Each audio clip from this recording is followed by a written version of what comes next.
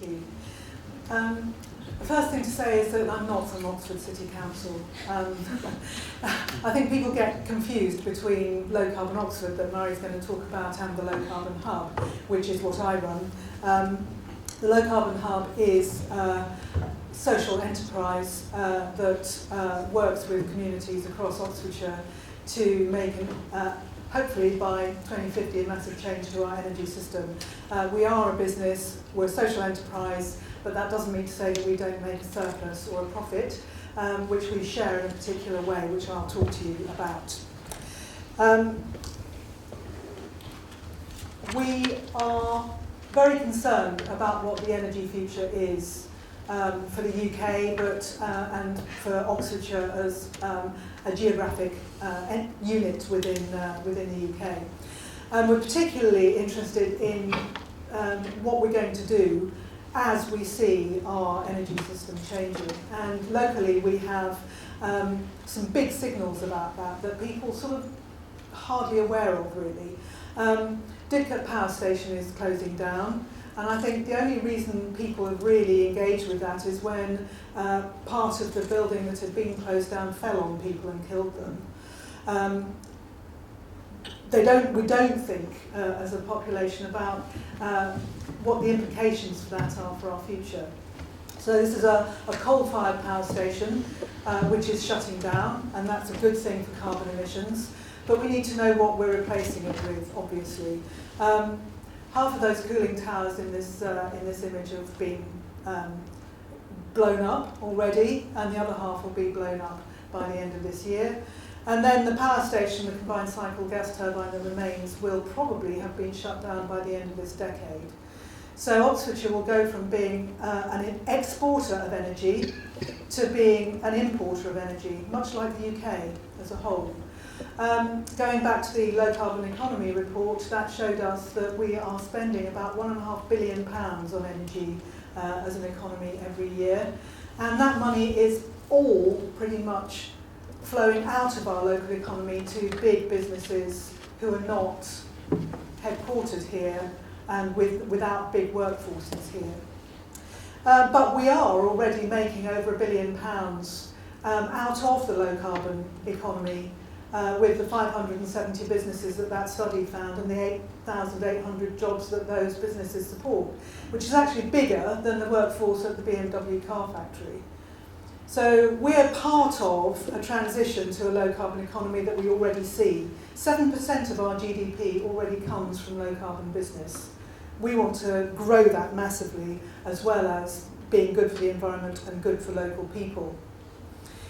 So the Low Carbon Hub is, half of it, a community benefit society that develops renewable energy assets on other people's buildings and other people's land. And those assets we run to make a profit, and we share that profit three ways between the host for our projects that gets cheaper electricity from us, returns that we make to the people who have invested in us, and a donation that we make for community benefit that allows us to work with real people across the county of Oxfordshire to get people motivated to do the things that the survey that British Gas showed us they find quite difficult to imagine. We want to build a community that's doing stuff. As the university is doing within the university, we want to do that across the whole county. This is the sort of project that we develop. Nice solar PV projects on local schools, where the kids really get involved in understanding what that means for their schools, and the teachers can work with them across all sorts of subjects about what those panels are doing and how they're working. And this is a particularly nice one. They've got a very keen teacher, and he's got a lovely story about showing them a graph of the energy generation from that installation when we had the last eclipse. And the kids actually realised that the dipping in the graph was just due to the eclipse, which is real hands-on science and maths that apparently really switches them on, which is which is good, and I'm sorry the pun wasn't intended. And at the other end of the spectrum, we work with local businesses to install solar PV on their roofs. This is currently our biggest installation at Norbar Torque Tools in Banbury, 250 kilowatts. Not kilowatt hours, it's kilowatts, sorry, installed capacity. That's currently the largest community-owned rooftop installation in the UK, and we're hoping this summer to build some even bigger ones. And we have, everybody will have in front of them a little flyer about our next event, where we'll get into that in a lot more depth if you'd like to come along and hear us talking about that, and also Mike Barry, Head of Plan A at Marks and Sparks.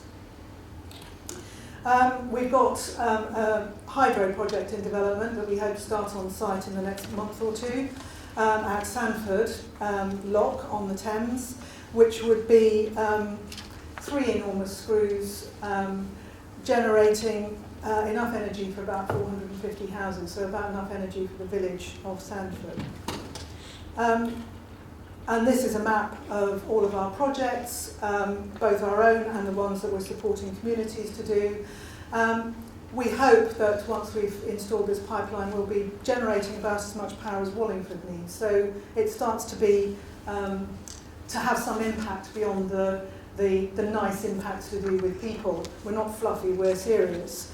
And we're part of a change that you might not have noticed. Energy Trends from DEC for last year showed that the UK generated 25% of its electricity from renewable energy, which was more than it generated from coal.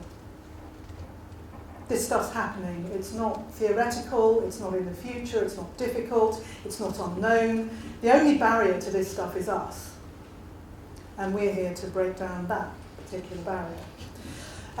So what we do with the money that we generate from those projects is to donate it through to our community interest company in the form of a community benefit donation. And we use that as both pounds and time, sort of money and time, to work with our 24 community group members that range from people in the city right through to people in Hook Norton in the north, Henley in the south, you name it, we're working with people.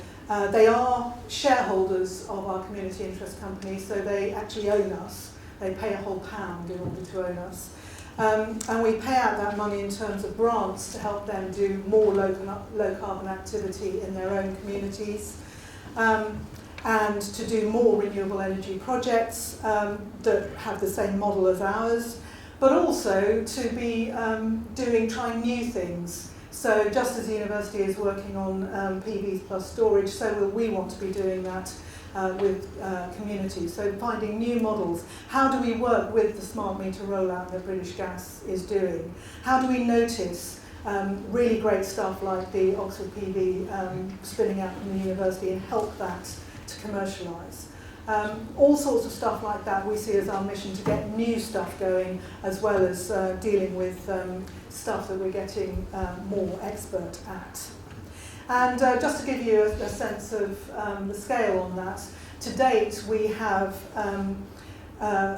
donated just over £100,000 worth of time and money to community projects across Oxfordshire.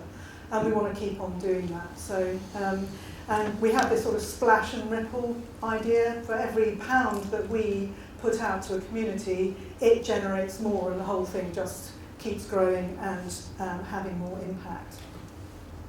This is the sort of project we do. We gave a little bit of support to Oseley Lock Hydro to put the hydro in at the lock that you can walk and see about 5 minutes away from here. At the moment, it's generating about 46 kilowatts, which is enough power instantaneously for about 100 houses. So again, each project is small, but you add them together and they make a big impact.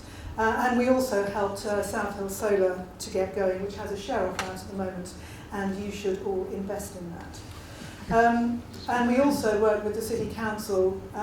Our community benefit put the last little slice of funding in beyond the City Council grant and eco-funding to enable 16 houses in Barton to have external wall insulation installed free of charge to the householder.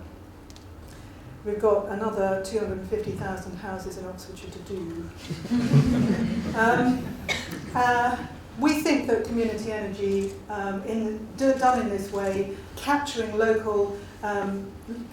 benefit for the local economy, for local people, keeping the money in the local economy, keeping the knowledge and the impact inside the local economy is the way to go. And all of the new rollout of smart technologies is enabling that to happen, actually. So we see a future which is about decentralised energy that's actually owned and operated by us, rather than by enormous companies that sit a long way away from us. And that transition is going to be an interesting one to see happen.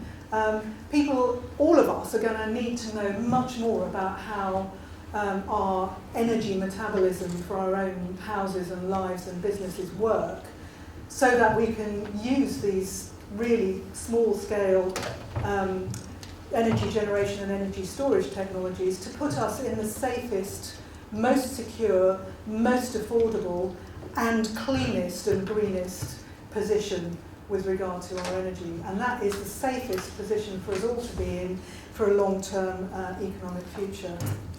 And just a final thing, we launched our new share offer on Monday, and I've got lots of leaflets here, and it's a really fantastic investment. We've already raised 18% of one and 9% of the other. It gives you an inflation-backed return, i.e. we pay RPI plus 3% every year. So how could you not? Thank you.